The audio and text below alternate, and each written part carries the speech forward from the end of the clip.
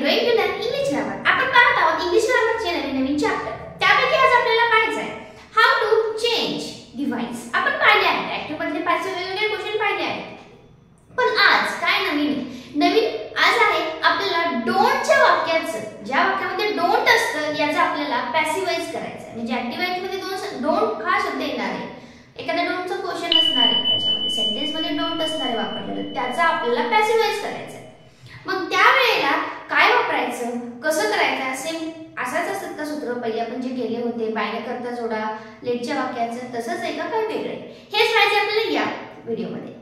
यासाठी video end पर्यंत नक्की पहा आणि तुम्ही जर चॅनलवर नवीन असाल तर सबस्क्राइब करून घ्या. चला पाहूया वाक्य कसे असणार आहे आणि त्याचा पॅसिव्हाइज कसा करायचा.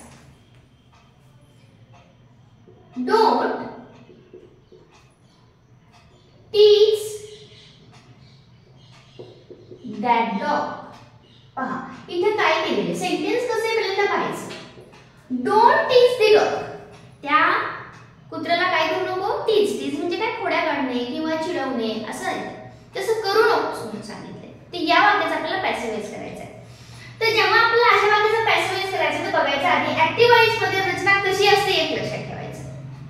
ऍक्टिव्ह व्हॉइस, आता हा ऍक्टिव्ह व्हॉइस याच्यामध्ये रचना कशी असणार आहे, डोंट येणार पहिल्यांदा आले प्लस V1 म्हणजे वर्ब इन फर्स्ट फॉर्म असणार आहे प्लस ऑब्जेक्ट प्लस कॉम्प्लिमेंटरी, या पद्धतीचे हे वाक्य असते. मग जेव्हा आपल्याला अशा वाक्याचा पॅसिव्हाइज करायचं तर कसं पाहिजे, तर त्यावेळेस याचं कन्वर्जन म्हणजे आपल्याला ह्याच वाक्याचं कन्वर्जन कसं करायचंय आणि कन्वर्जन करूया मग बघूया की कसं स्ट्रक्चर आपलं बनतंय.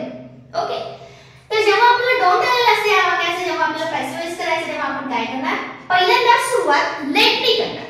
सुरुवात कशी करायची, लेट. ओके, देन लेट न केल्यानंतर आपण जसं करतो की ऑब्जेक्ट पहिल्यांदा घेतो, तिथं पण तेच करायचं, ऑब्जेक्ट फर्स्टला घ्यायचा.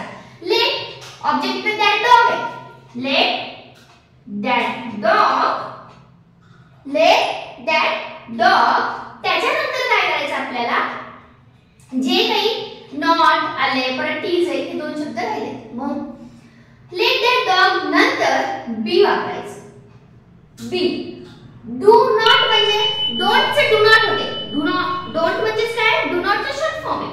मग बी वापरल्यानंतर आपल्याला नॉट लिहायचं. काय लिहायचं, नॉट लिहायचं आणि जे आपल्याला वर्ब आहे तो वर्ब आता V3 फॉर्म मध्ये लिहायचा, म्हणजे वर्ब इन पास्ट मध्ये. V3 फॉर्म म्हणजे टीच चं काय झालं, टीज, ईडी प्रत्यय लागले याला, म्हणजे आपलं झालं सगळं आपलं वाक्य तयार झाले. म्हणजे सेंटेन्स कसं झालं पहा, let that dog be not teasing. Okay, त्याचा म्हणजे थोडं सायलेंट करायचं, teasing. अशा पद्धतीने आपण डोंटच्या वाक्याचं केलं. मग कसं स्ट्रक्चर घेतलंय, स्ट्रक्चर होणार आहे let plus object plus B plus not वापरलंय, not plus V in third form केलंय, V in third form plus complementary. अशा पद्धतीने हे स्ट्रक्चर पॅसिव्ह व्हॉइस मध्ये येतं. हे झालं आपला पॅसिव्ह व्हॉइस, हे झाला ऍक्टिव्ह व्हॉइस आणि हे त्याचा स्ट्रक्चर फॉर्म्युला. ओके, अशा पद्धतीने कुठलंही दिलेलं डोंटचं वाक्य असेल तर त्याचा पॅसिव्ह व्हॉइस तुम्ही चेंज करू शकता. कारण कॉम्पिटिटिव्ह लेवलला अशा पद्धतीचेच वाक्य देतात, सोपे वाक्य कोणीच देत नाहीये.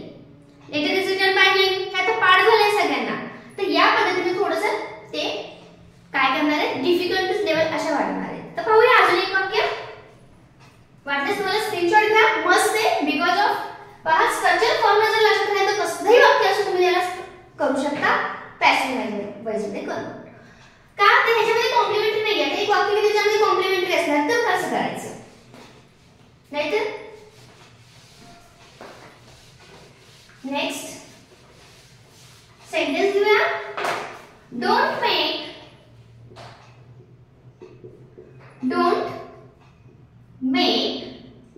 noise in the class.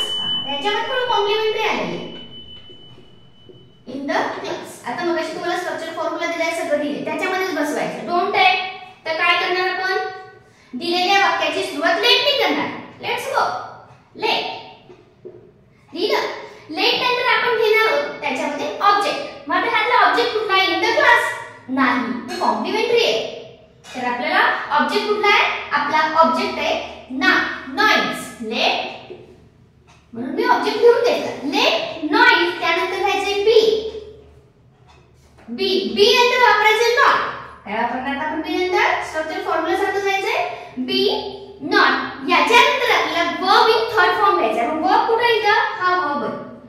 वर्बला third form मध्ये मेड होतं कारण इथं मेक आहे. मेड होतं म्हणून V3 येणार आहे मेड म्हणून मी इथे लिहिणार मेड. इथेपर्यंत झालं. V3 पर्यंतच होतं मगाशीचं वाक्य. मग आता लिहायचं उरलेलं कॉम्प्लिमेंटरी इन द क्लास. इथं काय लिहिणार आता? Complementary in the class. म्हणजे काय केले बघा, इथं पण तेच केले. लेट दिला प्लस काय ऑब्जेक्ट दिला प्लस बी दिला प्लस नॉट त्याच्यानंतर verb in third form plus complementary. बघा वाक्याला कॉम्प्लिमेंटरी नव्हतं, ह्याला होतं. तर पहा तुम्हाला याच्या बाहेर वाक्य जात नाही. डोंटचं वाक्य आलं असेल लई जर कॉम्प्लिमेंटरी ऍड करणार त्याच्यामध्ये, नथिंग एल्स. कॉम्प्लिमेंटरी असणार किंवा नसणार किंवा हे वाक्य इथपर्यंत पण असणार. डोंट मेक नॉइज संपलं फिनिश. मग तेव्हा काय आहे वाक्य? Don't make noise. पहा मी ह्याला इथं शॉर्ट मध्ये लिहिते. डोंट मेक नॉइज एवढंच असणार वाक्य. मग ह्याचं कसं होणार आहे? याचं काय होणार? पॅसिव्हाइज.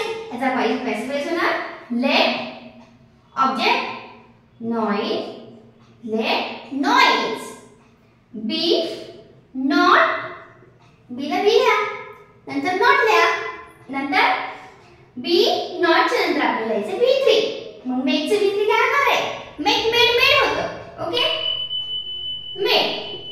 या पद्धतीने तुम्ही डोंटचं वाक्य करू शकता. फक्त त्यात कॉम्प्लिमेंटरी आहे कॉम्प्लिमेंटरी नाही. तुमच्याकडे पण असे वेगवेगळे वाक्य असतील तुम्हाला डिफिकल्ट वाटत असतील तर याचे शॉर्टकट मी तुम्हाला नक्की प्रोव्हाइड करेन. त्यासाठी कमेंट करा. कमेंटमध्ये टाकत चला. व्हिडिओ कसा वाटला हे सुद्धा सांगत चला.